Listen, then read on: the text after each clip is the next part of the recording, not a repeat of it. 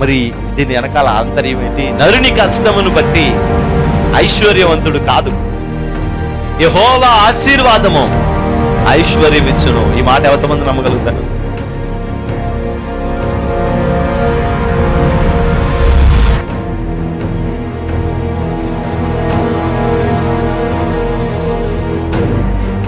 ఆ రక్షణను మనం చూడాలి, అనేక ఆత్మల రక్షణను మనం చూడాలి. దేవుని యొక్క మందిరంలో దేవుడు చేసే అద్భుత కార్యాలన్నిటినీ మన కన్నులారా మనం చూడాలి. నేడు ఈ ఇంటికి రక్షణ వచ్చింది. ఎప్పుడో మన దోషములను మనం విడిచిపెట్టుకున్నాం.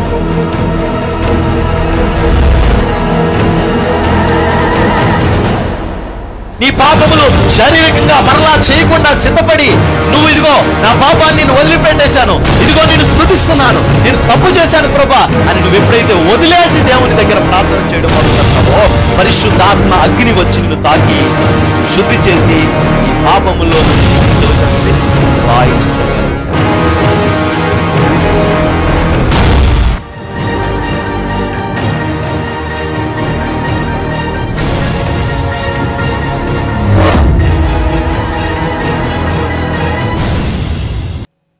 ఇప్పుడు ఎవరిని పట్టాడు సైతాను?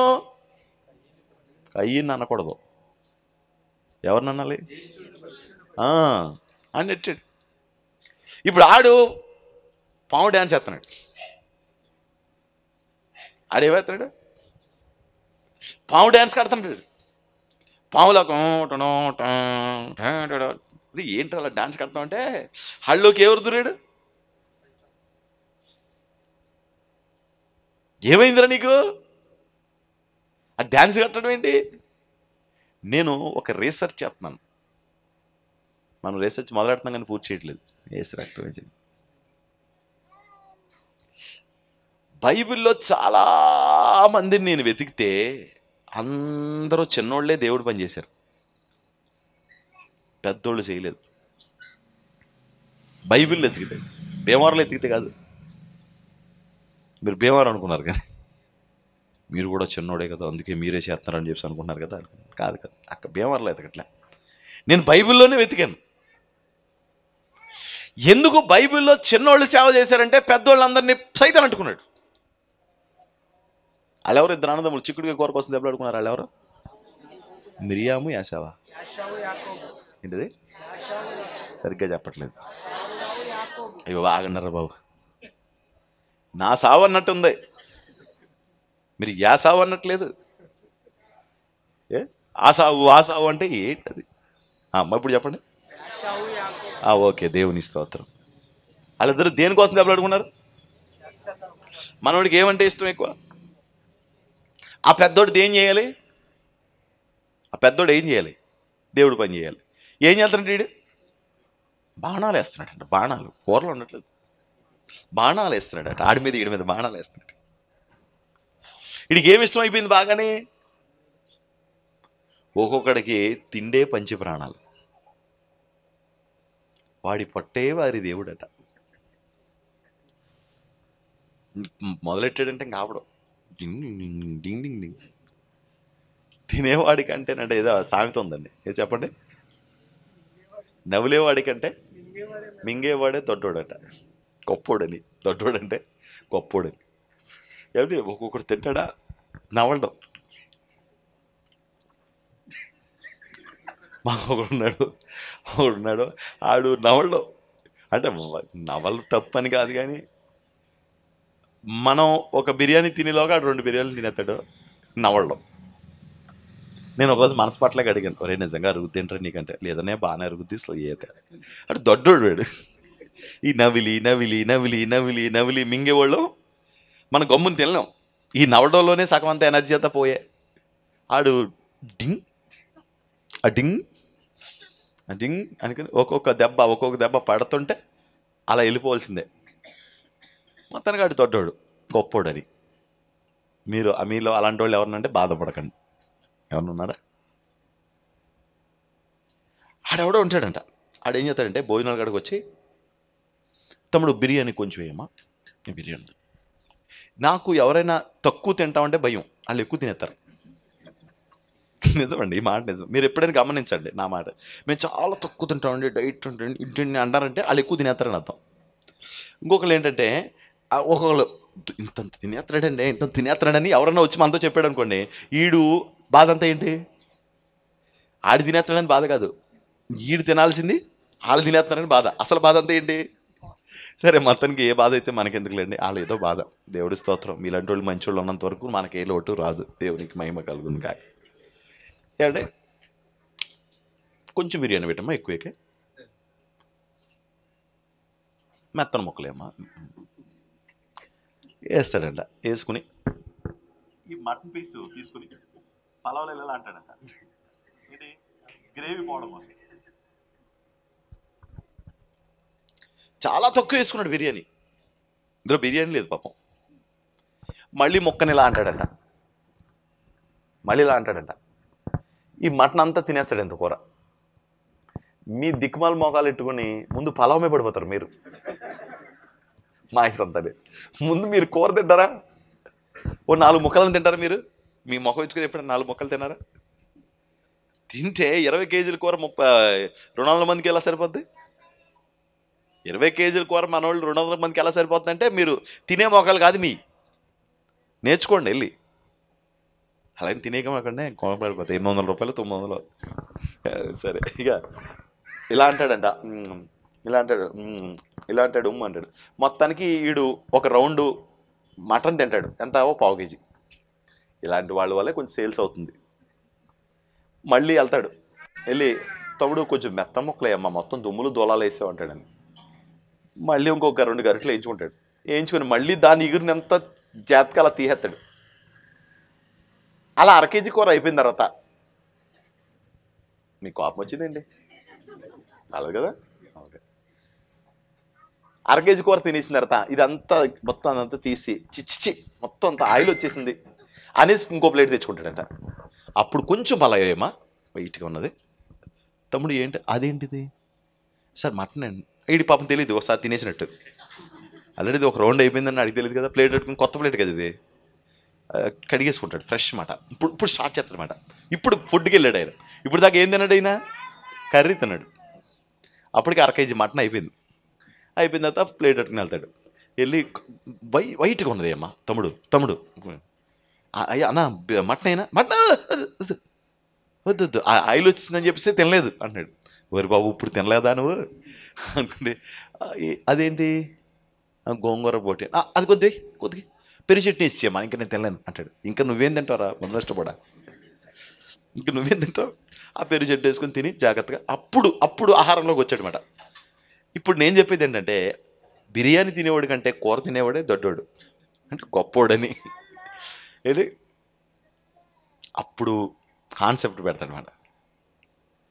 ఇప్పుడు ఈడు ఏమి నేర్చుకున్నాడు? మనడు ఏం నేర్చుకున్నాడు? తిండిబోతులైతే నువ్వు దేవుడి పని చేయలేవు. స్తోత్రం, హల్లెలూయా, హల్లెలూయా. సరిగ్గా అని చచ్చిపోతున్నావు అంటే నువ్వు దేవుడి రాజ్యానికి వెళ్ళమని అర్థం. గబగబా తినేసి గబగబా వెళ్ళిపోవడమే. ఏసు రక్తం విజయం. వీడికి ఏ అలవాటు? బాగా తినే అలవాటు. ఈ తినే అలవాటు మీద నకనకలాడిపోతా వచ్చాడు ఇంటికి. ఎవరితను? జ్యేష్ఠుడు అనండి. ఎవరు? శ్రేష్ఠుడా? శ్రేష్ఠుడు కాదు, జ్యేష్ఠుడు అనండి. మళ్ళీ త్రాష్టుడు అంటున్నారు మీరు. చెప్పండి. చాలా కోపం ఉందండి జ్యేష్ఠుడి మీద మీకు కానీ, మీ అన్నయ్య మీద కానీ మీద ఉందా? అంటే జ్యేష్ఠుడు ఎవడన్నా మీ మీద దెబ్బలాడుతున్నాడండి, త్రాష్టుడు అంటున్నారు. అని వేరే చెప్పి అలా అనకూడదు, తప్పు. చెప్పండి ఒకసారి గట్టిగా చెప్పండి. సరే, జ్యేష్ఠుడు మీరు ఎదట అన్నారు. ఈ జ్యేష్ఠుడి మీద పడింది కన్ను. ఎవరికి? సాతాన్ గారు. ఈడు వాస్తవానికి దేవుని ఆశీర్వాదాలు పొందుకోవలసిన వాడు. దేవునికే మహిమ కలుగునుగా. నేను మొన్న రాయిలలో చెప్పాను కదా ఈ మాట. అసలు ఆశీర్వాదం పోగొట్టుకున్నది యాకోబు దగ్గర కాదు, ఎక్కడ? ఇస్సాకు దగ్గర కాదు. ఎక్కడ పోగొట్టుకున్నాడు? ఎక్కడ పోగొట్టుకున్నాడు? ఇక్కడ పోగొట్టేసుకున్నాడు ఈయన. ఆశీర్వాదం పోగొట్టుకోవడం ఎక్కడ పోగొట్టుకున్నాడు ఈయన? అక్కడ అనుకుంటున్నాం మనం. ఆల్రెడీ ఈయన అప్పటికే ఏమయ్యాడు? జ్యేష్ఠత్వాన్ని పోగొట్టేసుకున్నాడు. ఎక్కడ? చిక్కుడుకాయ కూర దగ్గర. జ్యేష్ఠత్వం ఎక్కడ పోయిందంటే ఇతడు ఆశీర్వదిందా అనుకున్నాడు. దేవుడు ఎందుకు నాకు డౌట్ పీకేసేది, ఇదేంటిది ఇతను ఆశీర్వదించితే దేవుడు ఏం చేస్తున్నాడు? ఆశీర్వదించే దేవుడు కదా అని నాకు డౌట్ పీకేది. దేవుడు క్లారిటీ ఇస్తున్నాడు, ఒరే పిచ్చోడా, ఆశీర్వాదం వీడు అక్కడ అమ్మేసుకున్నాడు, రైడు చిక్కుడుకాయ కూరగా అమ్మేసుకున్నాడు. ఆశీర్వాదం విలువ తెలియదు వీడికి. చాలా మందికి ఈ రోజుల్లో వాక్యం విలువ తెలుసండి, ప్రార్థన విలువ ఏంటో తెలుసండి, దేవుని మందిరం అంటే ఎంత విలువగా చూడాలో తెలుసండి. వీళ్ళకే తెలియదండి. దేవుడంటే గడగడలాడాలి, మందిరం అంటే గజగజలాడాలి, దేవుని వాక్యం అంటే వణకాలి. దేవునికి స్తోత్రం. ఆ విలువ తెలియలేదు యాసావుకి. ఆ విలువ తెలియకుండా దేనికి అమ్మేసుకున్నాడంట? ఒక పూట కూటి కోసం తన జ్యేష్ఠత్వాన్ని అమ్ముకున్నాడని రాస్తుంది. జ్యేష్ఠత్వం అంటే ఏంటో తెలుసా? దేవుని పని చేసే అర్హత, దేవుని కార్యాలు చేసే గొప్ప ధన్యత. అలాంటి ధన్యతను పోగొట్టుకున్నాడు ఎవరు? యాసావు. యాసావుని వాళ్ళ నాన్న ఆశీర్వదిందా అనుకున్నాడు, కానీ అమ్మేసుకున్నవాడికి నేను ఎందుకు ఇస్తాను ఆశీర్వాదాలు అని దేవుడే అతన్ని తప్పించేశాడు. అందుకే అలాంటి జ్యేష్ఠులు, అలాంటి భ్రష్టులు, జ్యేష్ఠుడు ఏమయ్యాడు? భ్రష్టుడయ్యాడు. ఒక జ్యేష్ఠత్వని, ఒక దేవుని పని చేసే ఆ జ్యేష్ఠుడు భ్రష్టుడైపోయాడు. దేవుని పిల్లలారా, అందుకని వీడు ఎప్పుడైతే దేవుడు జ్యేష్ఠుడు నావాడు అన్నాడో జ్యేష్ఠులందరి మీద కన్నేశాడు. ఎవరు? సాతాను. అందుకని ఇప్పుడు ఎవరిని చంపేస్తానంటున్నాడో సంహార దూత? చెప్పండి గట్టిగా. జ్యేష్ఠులందరినీ చంపేస్తానంటున్నాడు. ఇప్పుడు అందుకే జ్యేష్ఠులను చంపుతారు. అందుకే ఆ విషయం చెప్పాను మీకు ఎంతవరకు. ఇప్పుడు ఈ జ్యేష్ఠులందరినీ చంపేస్తాడు కాబట్టి ఆ జ్యేష్ఠుల నిమిత్తమై తొందరలో ఒక ఆయన రాబోతున్నాడు. దేవునికి స్తోత్రం. హల్లెలూయా. ఆ జ్యేష్ఠుల నిమిత్తం తొందరలో ఒక ఆయన రాబోతున్నాడు. ఆయన జ్యేష్ఠులందరినీ విమోచించబోతున్నాడు. దేవునికి స్తోత్రం. ఆయన పేరు చెప్పండి. ఆయన పేరు చెప్పి ఒక గొర్రె పిల్లను వధించండి. ఆ గొర్రె పిల్లకు పస్కా గొర్రె పిల్ల అని పేరు పెట్టండి. ఆ గొర్రె పిల్ల ఏంటి? ఎందుకు ఈ పస్కా గొర్రెపిల్ల అంటే మీ జ్యేష్ఠుల నిమిత్తం బలి అయిపోబోతుంది ఈ గొర్రెపిల్ల అని. ఆ గొర్రెపిల్లను చంపిన తర్వాత ఆ రక్తాన్ని తీసుకొని నిలువు కమ్ములకు అడ్డకమ్ములకు ప్రోక్షించండి. సంహారదూత అడుగు కూడా పెట్టలేడు. ఏం చేయలేడు? అడుగు కూడా పెట్టలేడు. సంహారకుడిని ఎవడు ఆపలేడు. సేవకుడు కూడా ఆపలేడు. తెలుసా మీకు? సంహారకుడిని మోషే కూడా ఆపలేడు. నాతో ప్రభు ఒకసారి మాట్లాడాడు. వచ్చింది సంహారదూత, అడ్డెళ్ళకొన్నాడు. వచ్చింది సంహారదూత, అడ్డెళ్తున్నావు, పొరపాటు నువ్వు వెళ్ళకో.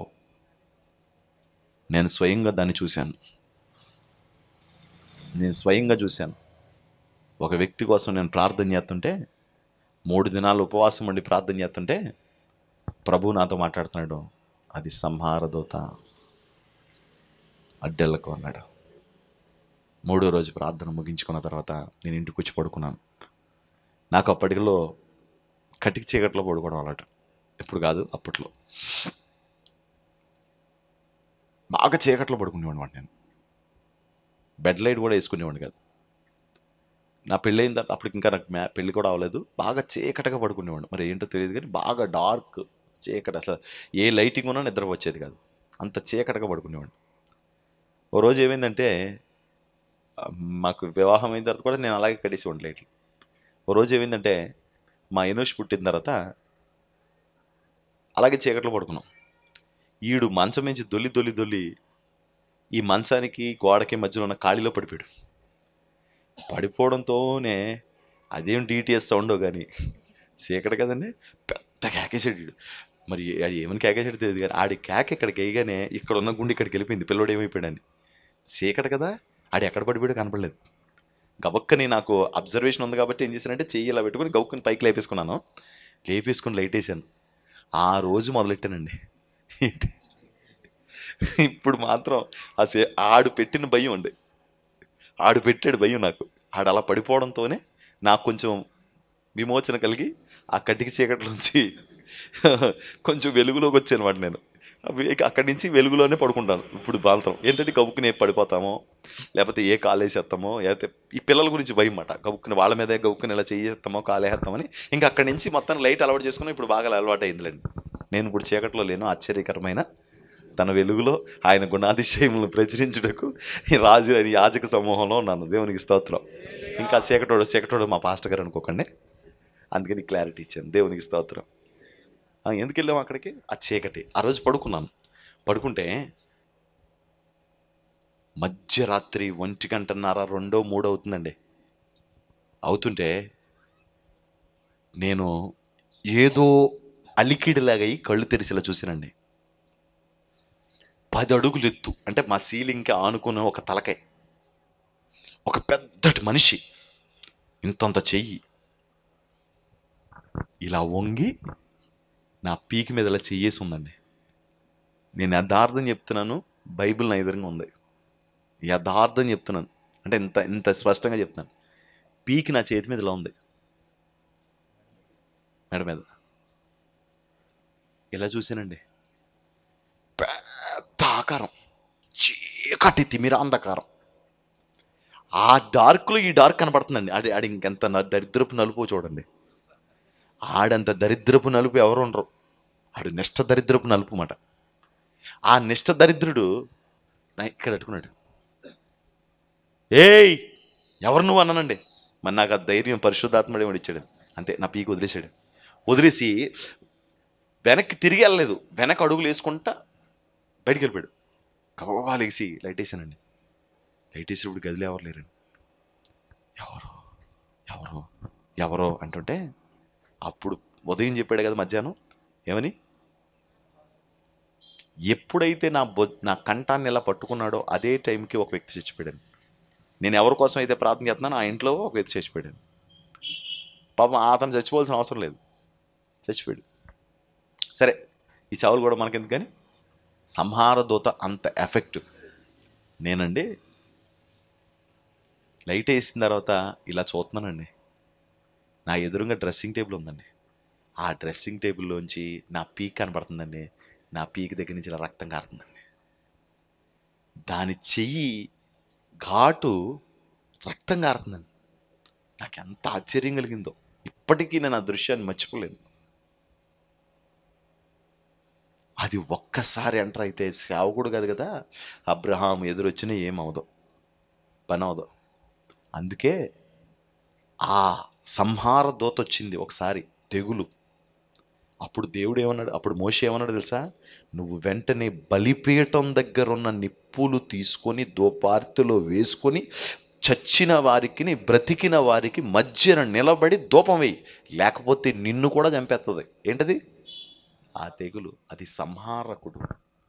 ఇప్పుడు ఈ సంహారక దూత ఎక్కడికి వస్తున్నాడో, ఇశ్రాయేలు దేశం లేకపోతే ఐగుప్తు దేశంలో ఉన్న గోషేను అనే ప్రాంతంలోకి వస్తున్నాడు. ఇప్పుడు అది ఎవడడ్డొస్తాడు? మోషే గారు అడ్డొత్తి ఆగుద్ది, అది అహరోన్ అడ్డొత్తి ఆగుద్ది, ఆగదు. అది ఆగాలంటే ఎవరు ఉండాలి?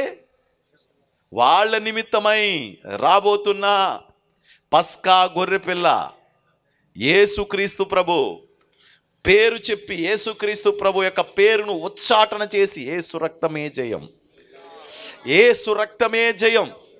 మెస్సియాను జ్ఞాపకం చేసుకోవాలి. మా కొరకు ఒక వ్యక్తి బలి అవ్వబోతున్నాడు, మా కొరకు ఒక వ్యక్తి చనిపోబోతున్నాడు, జ్యేష్ఠులను కాపాడడానికి ఒక వ్యక్తి రాబోతున్నాడని ఆయన పేరును చెప్పి ఆ బలి పశువును వధించాలి. ఆ వధించిన రక్తాన్ని తీసుకొని నిలువు కమ్ముల మీద, అడ్డ కమ్ముల మీదకి వేస్తే ఒక్క అడుగు కూడా వేయలేడు మీ ఇంట్లోకి. దేవునికి స్తోత్రం. మహా మురిసిపోతున్నారు. ఏ అపాయము నా గుడారం అంటున్నారండి. ఆ రక్తం ఆపుతుందరా? ఏం ఆపుతుంది అనుకుంటున్నారా? ఏమండి, ఏం ఆపుతుంది అనుకున్నారండి? పడుకున్నాడు అని చచ్చిపోతున్నాడు ఆయుసు వచ్చి.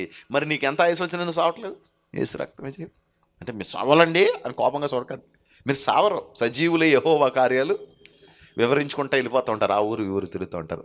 అప్పుడు అంటే మీరు ప్రార్థనకి 12కి 1 గంటకు వస్తారనుకోండి చర్చికి, మిమ్మల్ని వేరే గంటలేదు తప్పు, కానీ 12కో 1 గంటకో ఒక్కొక్కరు అయితే బ్యాగ్ వేసుకుని 1 గంట బాగుకి వచ్చేస్తున్నారు ఈ మధ్యన.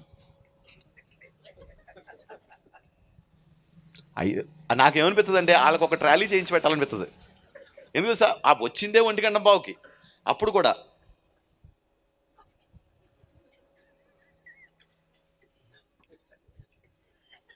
టీవీనయ్య గారిని ఒక్క 4 రోజులన్నా తెచ్చుకోవాలనిపిస్తుంది నాకు. ఆడవాళ్ళని తిట్టాలంటే ఆయన మించిన తిట్ట ఎవరు లేరండి. ఎలాగోలా బతిమాలి, బాబు 4 రోజులు ఉండండి బాబు మా చర్చిలో. అసలు మిమ్మల్ని అందరినీ చూసి ఆనందపడిపోతాడు ఆయన. 12:30కి ఏంటంటే నీకు పిల్లలుంటే పెచ్చవాళ్ళ ద్వారా, మాకిద్దరు పిల్లలు ఉన్నారు, మేమెప్పుడు 12ంటికి వెళ్ళా చర్చికి, మేమెప్పుడు వెళ్ళా అడగండి. ఎప్పుడు పిల్లలతో ఏగలేకపోతున్నారంట. ఏగలేకపోతున్నారా పిల్లలతో ఏగలేకపోతున్నాడండి. మా మా మా ఆయనండి 2ంటికి వస్తాడండి ఉద్యోగానికి, మధ్యాహ్నం నుంచి అండి వంట చేసి అన్నారనుకోండి, అయితే ఇంట్లోనే ఉంచుకోమంటాడండి. ఏమ్మా పర్లేదంటాడేమా అని మీరే చెప్పండి. ఏమా ఎక్కడ లేని ఎప్పుడంతా మీకు ఆదివారం గుర్తొస్తుంది.